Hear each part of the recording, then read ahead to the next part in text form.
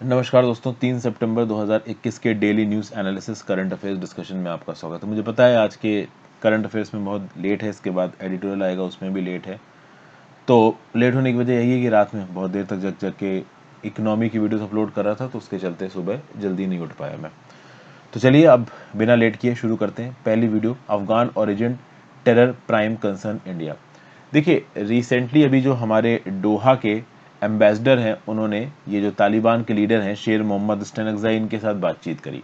अब जब ऐसी बातचीत होगी तो भाई भारत में भी सवाल पूछे जाएंगे, इंडिया में सवाल पूछेगा हमारी सरकार से कि आपने जो ये बातचीत की है ये कौन से हिसाब से की है, इस बातचीत में क्या क्या निकल के आया है, थोड़ा बताइए जनता को। तो सरकार ने यहाँ पे बोला है कि भाई देखिए, सरकार की प्राइमरी और इमीडिएट कंसर्न है कि हम किसी भी प्रकार का टेररिज्म नहीं चाहते कि वो अफगानिस्तान से ओरिजिनेट हो, तालिबान लेड रिजीम के अंदर। फिर यहाँ पे मिनिस्ट्री ऑफ एक्सटर्नल अफेयर्स ने फिर से रिपीट किया कि भाई ये मीटिंग तालिबान ने बुलाई थी, हमने नहीं बुलाई थी। हम क्यों मिले?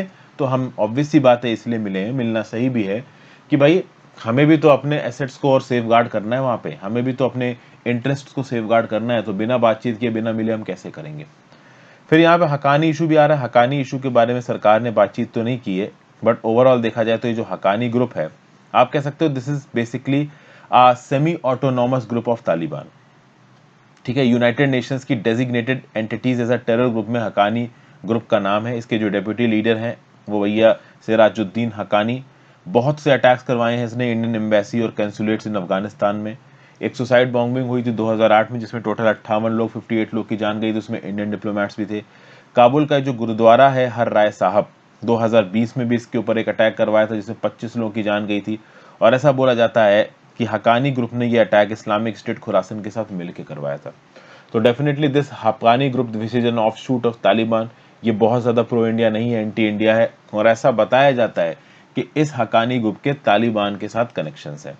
ये हकानी ग्रुप ज़्यादातर ईस्टर्न अफगानिस्तान में एक्टिव रहा है, और ड्यूरेंट लाइन क्रॉस करके अगर आप नॉर्थ वेस्ट पाकिस्तान में चले जाओ तो वहाँ पे भी एक्टिव रहा है। बहुत डेडली अटैक इसने करवाए अफगानिस्तान के अंदर 2001 से लेकर 2021 तक। और ओवरऑल यूनाइटेड स्टेट्स ने भी बोला है कि इस हकानी नेटवर्क का पाकिस्तान के मिलिट्री एस्टेब्लिशमेंट के साथ कनेक्शन है। पाकिस्तान बोलता है कि भाई देखो ऐसा कुछ भी नहीं है। तो ओवरऑल ये भी इंडिया के लिए एक बड़ा इशू नहीं। इंडिया के लिए टेररिज्म को लेकर अगर आप बात करोगे तो भैया इश्यूज भर भर के हैं। केवल पाकिस्तानी अकेले का बवाल नहीं है, अब तो ये अफगानिस्तान के अंदर का हकानी ग्रुप और जो बाकी इस्लामिक स्टेट खुरासन है, ये भी एक नई टेंशन बन के आ रहे हैं। तो भारत सरकार बातचीत करके निपटाने की कोशिश करेगी, देखिए आगे क्या निकलता है। GS paper 3, effect of policies and politics of developed and developing countries में न्यूज़ आपको काम आएगी।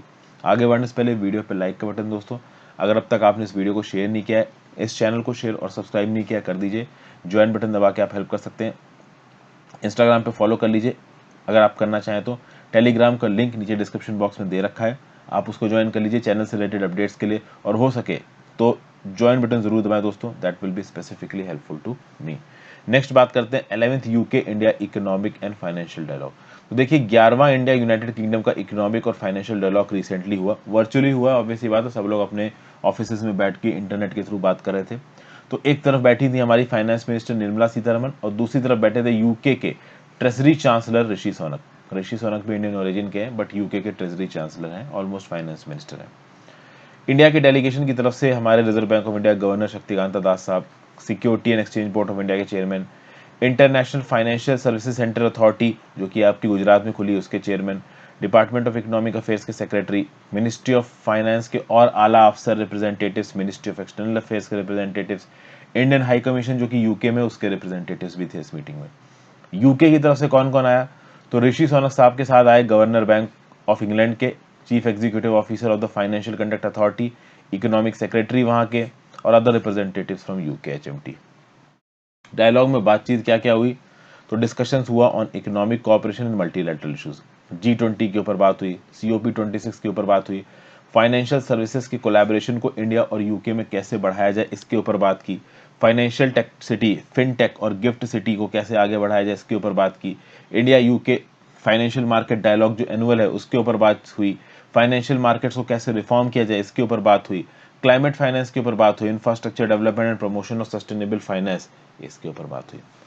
प्रायोरिटी सेक्टर इनिशिएटिव्स क्या क्या है यहाँ पे? तो भैया इंडिया यूके फाइनेंशियल पार्टनरशिप जो कि ऑलरेडी चल रही है, और India UK sustainable financial working group जो कि ऑलरेडी चल रहा है, इसके अंदर जो प्राइवेट सेक्टर इनिशिएटिव्स चल रहे हैं उनके प्रोग्रेस के ऊपर भी बातचीत हुई है। तो कुल मिला के बिजनेस और फाइनेंस से रिलेटेड जितनी यहाँ पे बातचीत हो चुकी है, हो सकती थी, वो सब यहाँ पे हुई है। समय समय पे ऐसे इंपॉर्टेंट इवेंट्स होते रहते हैं। और देखिए, इंडिया और यूके ये दोनों एक दूसरे के लिए बहुत ज़्यादा इंपॉर्टेंट है, क्योंकि अगर आप ट्रेड की बात करोगे तो bilateral trade between UK and India is approximately 18 billion pounds, 20 billion dollar से ज़्यादा। और अगर आप देखो तो India was UK second largest source of investment, मतलब यूके में दूसरे नंबर पे सबसे ज्यादा पैसा इन्वेस्ट करने वाली कंट्री इंडिया ही है। लगभग 500,000 एम्प्लॉयज, 5 लाख यूके और इंडिया के एम्प्लॉयज एक दूसरे की कंट्री में बातचीत कर रहे हैं। अब यहाँ पे गिफ्ट सिटी भी आ गई, Gujarat international financial tech city. ये क्या है? तो एक बिजनेस डिस्ट्रिक्ट है जो कि अहमदाबाद गुजरात में लोकेटेड है। ये एक ग्रीन फील्ड स्मार्ट सिटी है और इंटरनेशनल फाइनेंशियल सर्विसेज सेंटर है, साबरमती नदी के किनारे है। तो जैसे आप देखोगे ना कि लंदन एक फाइनेंशियल कैपिटल है, न्यूयॉर्क एक फाइनेंशियल कैपिटल है, तो उसी प्रकार से गुजरात को भी एक फाइनेंशियल कैपिटल की तरफ डेवलप करने की कोशिश कर रही है हमारी सरकार। तो ऐसे फाइनेंशियल मार्केट्स के डेवलपमेंट के लिए हमें वर्ल्ड क्लास बेस्ट फैसिलिटीज को अडॉप्ट करना है, state of the art technology को अडॉप्ट करना है, और उसके लिए हमें किसी एक ऐसे प्लेयर की जरूरत है जो इस चीज में ऑलरेडी काम कर चुका है। London is one of the biggest, जो कि यूके में, तो इसलिए हम यूके के पार्टनर्स के साथ यहाँ पे बातचीत कर रहे हैं इसको लेके। General studies paper 2 international relations में न्यूज आपको काम आएगी। फिर नेक्स्ट न्यूज स्टैटिस्टिक्स है कुछ। तो भैया अगस्त में जो एक्सपोर्ट्स हैं वो 45% बढ़े हैं। इंडिया के मर्चेंडाइज एक्सपोर्ट्स, दो तरीके के एक्सपोर्ट्स होते हैं, मर्चेंडाइज एक्सपोर्ट होते हैं, सर्विस एक्सपोर्ट होते हैं। तो अगर आप ऑनलाइन जाके यूके के किसी या यूएसए किसी बच्चे को ट्यूशन देते हो तो वो सर्विस का एक्सपोर्ट है। कॉल सेंटर सर्विसेज जो यहाँ से प्रोवाइड की जाती हैं आउटसोर्सिंग वाली, वो सर्विस एक्सपोर्ट्स हैं। मर्चेंडाइज एक्सपोर्ट्स तो आपने कपड़ा बनाया, स्टील का सामान बनाया, पेट्रोलियम के पदार्थ बनाए, कोई सोने का बड़ी अच्छी ज्वेलरी बनाई और ये सब एक्सपोर्ट कर दिया। जब आपने सामान एक्सपोर्ट किया, वो सामान जो टेंजिबल है, जो दिख रहा है, जो नजर आ रहा है, वो मर्चेंडाइज एक्सपोर्ट होता है। तो मर्चेंडाइज एक्सपोर्ट अगस्त में हुए हैं इंडिया से $33.14 बिलियन के। पिछले साल से यानी अगस्त 2020 से 45.17% ज़्यादा है, और अगस्त 2019 से ये 27.5% ज़्यादा है। लेकिन ट्रेड डेफिसिट बढ़ी है। तो अगर हमारे एक्सपोर्ट्स बढ़े हैं अगस्त 2021 में, तो हमारे इंपोर्ट्स भी बहुत ज़्यादा बढ़े हैं अगस्त 2021 में। अब सवाल उठता है कि हमने ऐसा क्या इंपोर्ट कर लिया अगस्त 2021 में जो इतने ज़्यादा बढ़ गया? तो सब जवाब है गोल्ड इंपोर्ट्स। बहुत ज़्यादा गोल्ड इंपोर्ट्स किए गए। तो ट्रेड डेफिसिट क्या होती है? ट्रेड डेफिसिट वो अमाउंट होता है जिस अमाउंट से हमारे इंपोर्ट एक्सपोर्ट से ज्यादा होते हैं। तो amount by which the cost of a countries import exceeds its export. तो जितना हमारे इंपोर्ट एक्सपोर्ट से एक्सीड करेंगे वही ट्रेड डेफिसिट बोली जाएगी। This is basically a part of current account deficit. ठीक है। तो अगर आप इंपोर्ट्स की बात करो अगस्त 2021 में, तो हमने इंपोर्ट किए हैं $47 मिलियन के, एक्सपोर्ट किए $33.14 बिलियन के। तो लगभग $14 बिलियन का यहाँ पे, या फिर टू बी प्रिसाइज कह लीजिए $13.87 बिलियन का यहाँ पे ट्रेड डेफिसिट नजर आ रहा है। और हमारे जो मर्चेंडाइज इंपोर्ट है ना अगस्त 2021 में, ये 51.47% बचे हैं।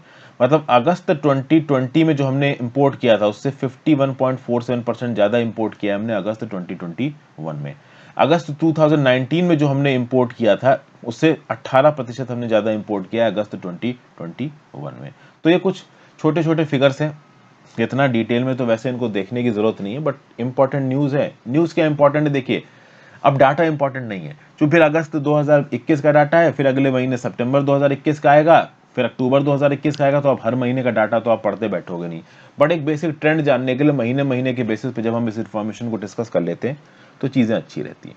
फिर कुछ और स्टैटिस्टिक्स बताए जा रहे हैं कि 2021-22 फाइनेंशियल ईयर के पहले 5 महीनों में, यानी अप्रैल, मई, जून, जुलाई, अगस्त, अप्रैल से अगस्त में जो इंडिया के मर्चेंडाइज एक्सपोर्ट हैं वो पहुंच चुके हैं $163.67 बिलियन पे, जो कि पिछले साल के अप्रैल और अगस्त से 67% ज्यादा है। पिछले साल मतलब अप्रैल टू अगस्त 2020 से 67% ज्यादा है, और अप्रैल टू अगस्त 2019 से 22.9% ज्यादा है।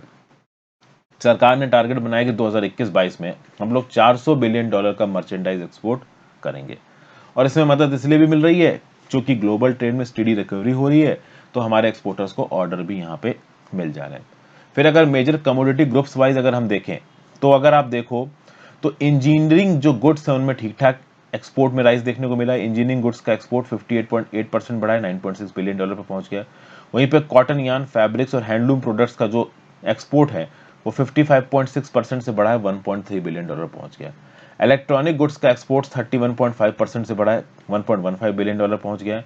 और जो employment intensive readymade garment sector है इसका एक्सपोर्ट 14% से बढ़ा है, $1.23 बिलियन पे पहुंच गया है अगस्त 2021 में। हम लोग की टॉप 3 एक्सपोर्ट कमोडिटीज क्या है, तो फिनिश्ड पेट्रोलियम प्रोडक्ट्स, जी हाँ याद रखिएगा फिनिश्ड। देखिए हम लोग क्रूड ऑयल इंपोर्ट करते हैं, लेकिन उस क्रूड ऑयल का फ्रैक्शनल डिस्टिलेशन करके फिनिश्ड पेट्रोलियम प्रोडक्ट बना के एक्सपोर्ट करने में हम परफेक्ट हैं। तो हम लोग पेट्रोलियम प्रोडक्ट्स को एक्सपोर्ट करते हैं, ड्रग फॉर्मुलेशंस को एक्सपोर्ट करते हैं, पल्स और प्रीशियस स्टोन्स को एक्सपोर्ट करते हैं। टॉप 3 एक्सपोर्ट डेस्टिनेशंस कौन कौन सी जहां पे इंडिया एक्सपोर्ट करता है, तो यूएसए, चाइना और यूएई। टॉप 3 इंपोर्ट, टॉप की 3 चीजें हम जो इंपोर्ट करते हैं वो कौन कौन सी हैं, तो क्रूड ऑयल, पेट्रोलियम प्रोडक्ट्स और गोल्ड। और कहां से सबसे ज्यादा इंपोर्ट करते हैं, तो नंबर 1 चाइना, नंबर 2 यूएसए और नंबर 3 यूएई। तो ये कुछ स्टैटिस्टिक्स देखें, और भी लिखे हैं, पीडीएफ में आपको अवेलेबल करवा दूंगा, सिंपल से हैं, आप पढ़ सकते हैं। जीएस पेपर 3 इंडियन इकोनॉमी में ये न्यूज आपको काम आएगी। फिर एक और न्यूज निकल के आ रही है, बहुत सारे लोग बोल रहे हैं कि ये पॉलिटिकल न्यूज है, कांग्रेस इसको क्रिटिसाइज करेगा। तो भाई आसाम के अंदर ये जो राजीव गांधी नेशनल पार्क है, इसका नाम बदल के अब रख दिया गया है ओरांग नेशनल पार्क। जी हाँ, तो पहले राजीव गांधी खेल रत्न अवार्ड था, तो उस अवार्ड से आपका राजीव गांधी का नाम हटा के ध्यानचंद रख दिया गया था। अब राजीव गांधी का ये जो नेशनल पार्क था आपका आसाम के अंदर, उसका नाम रख दिया गया ओरांग नेशनल पार्क। जब सरकार से पूछा गया कि भाई आपने ऐसा क्यों किया, तो आसाम सरकार ने ये बोला है कि देखिए ओवरऑल इस पर्टिकुलर इलाके के लोग बहुत लंबे समय से इस बात की डिमांड कर रहे हैं कि नेशनल पार्क का नाम आदिवासी या टी ट्राइब कम्युनिटी के ऊपर होना चाहिए, इसलिए ओरांग कम्युनिटी और जो ओरांग ट्राइब यहाँ पे रहती है उसके नाम पे हम ये ओरांग नेशनल पार्क रख दे रहे हैं। इस नेशनल पार्क का एरिया है 79.28 स्क्वायर किलोमीटर। इसको वाइल्ड लाइफ सेंचुरी डिक्लेयर किया गया था 1985 में, नेशनल पार्क बना दिया गया 1999 में।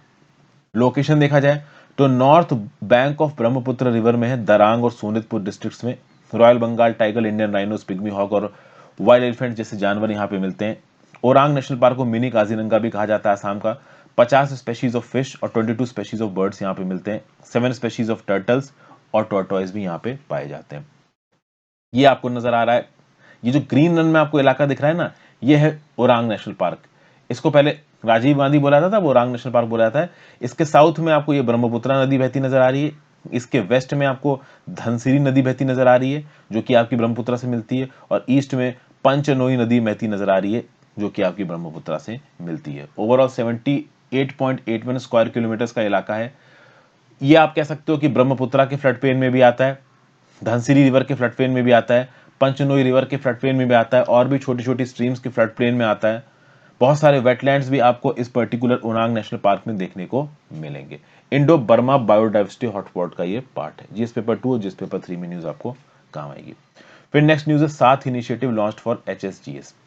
देखिए जम्मू एंड कश्मीर के जो गवर्नर हैं, आपके लेफ्टिनेंट गवर्नर मनोज सिन्हा, उन्होंने rural enterprises acceleration programme launch किया है, जिसका टाइटल है 7। इसको लॉन्च किया गया सेल्फ हेल्प ग्रुप वुमेन के लिए। जम्मू एंड कश्मीर में 48,000 सेल्फ हेल्प ग्रुप्स हैं और 4 lakh women in self help groups के साथ जुड़ी हुई हैं। ये सेल्फ हेल्प ग्रुप क्या करेंगे, ये 7 इनिशिएटिव क्या करेगा?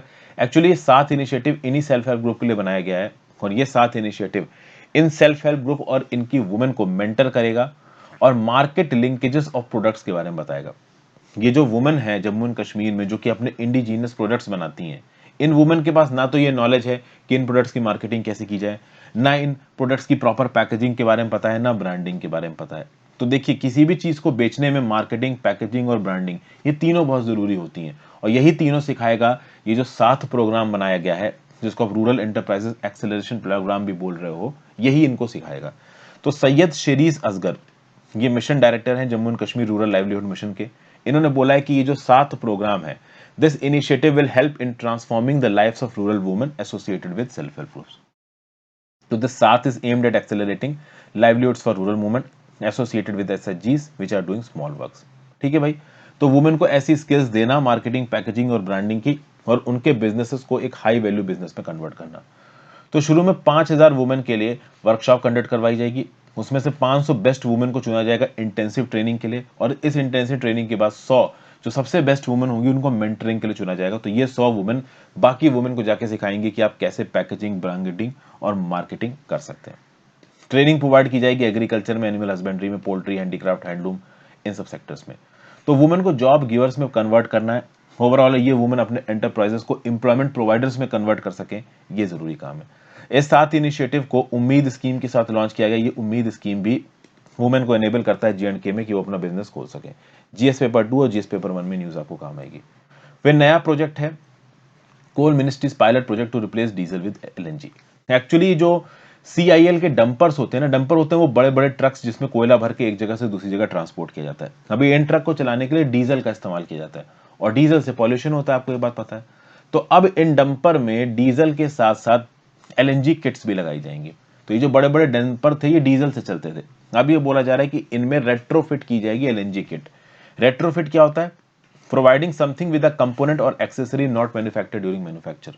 मतलब एक अलग से कोई एक कंपोनेंट लगा देना जो उस पर्टिकुलर चीज का ओवरऑल वैल्यू एडिशन करे। तो जब LNG किट यहाँ पे लगा दी जाएंगी तो फिर लिक्विफाइड नेचुरल गैस से डंपर चलेंगे, डीजल की उतनी जरूरत नहीं पड़ेगी। तो डीजल की खपत को इन LNG किट्स के दम पे हम 30 से 40% कम कर देंगे। तो पहली बात तो फ्यूल कॉस्ट भी कम होगी, उसके साथ साथ डीजल का कंजम्पशन भी कम होगा, जिससे पॉल्यूशन भी कम होगा। क्योंकि जब पहले आप डीजल इस्तेमाल करते थे तो धुआं उड़ेलते थे और वो धुआं इन्वायरमेंट को गंदा करता था, प्लस डीजल को इंपोर्ट करना पड़ता है तो वो खर्चा अलग।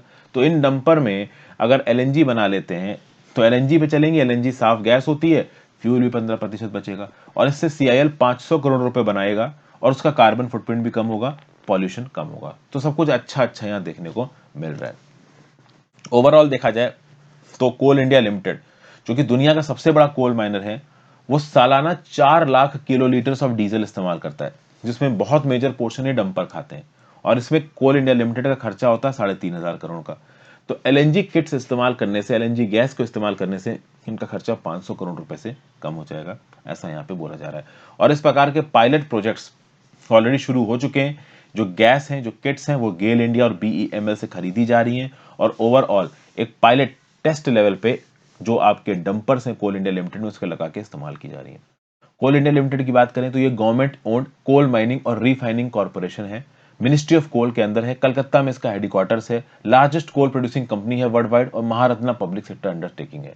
5th लार्जेस्ट एम्प्लॉयर है इंडिया का ये CIL। जनरल स्टडीज पेपर 3 आपका कंजर्वेशन में न्यूज आपको काम आएगी। फिर नेक्स्ट बात करते हैं WHO monitoring new Covid variant mu.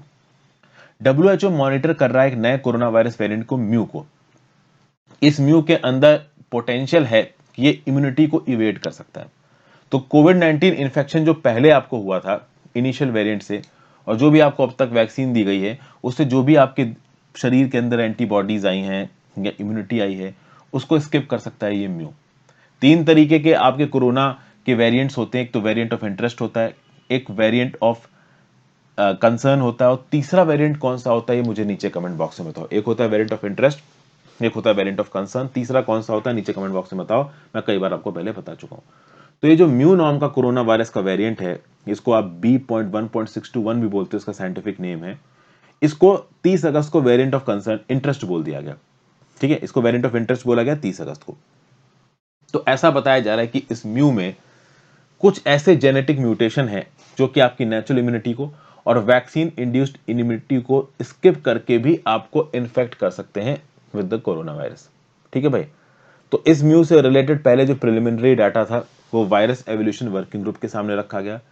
देखा गया कि भाई ओवरऑल ये जो पर्टिकुलर वेरिएंट ऑफ इंटरेस्ट है म्यू, ये जैसे तैसे करके जो वैक्सीन रिलेटेड इम्यूनिटी है, जो न्यूट्रलाइजेशन कैपेसिटी है कन्वलेसेंट और वैक्सीन सेरा की, वो इस पर्टिकुलर म्यू वेरिएंट की अच्छी खासी है।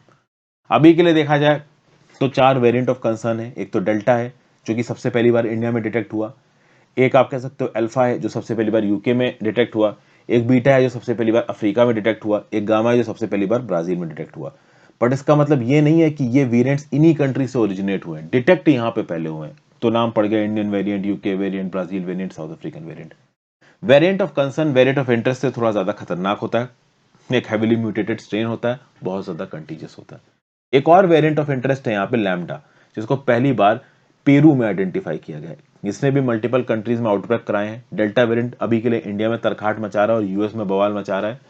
तो इस प्रकार की बुरी खबरें कोरोना वायरस से निकल के आती रहती है। अब एक इतने कम थे क्या वेरिएंट ऑफ कंसर्न की, अब एक नया म्यू निकल के आ रहा है। General studies paper 2 issues related to health में आपके लिए ये न्यूज काम आएगी। So thank you for watching friends, ज्यादा से ज्यादा लोगों के साथ इस वीडियो को शेयर करें। अगर ज्वाइन कर सकते हैं तो जरूर ज्वाइन बटन दबाइए। इंस्टाग्राम पे चाहिए तो फॉलो कर सकते हैं, हर चीज का लिंक नीचे डिस्क्रिप्शन बॉक्स में दे रखा है। Good bye.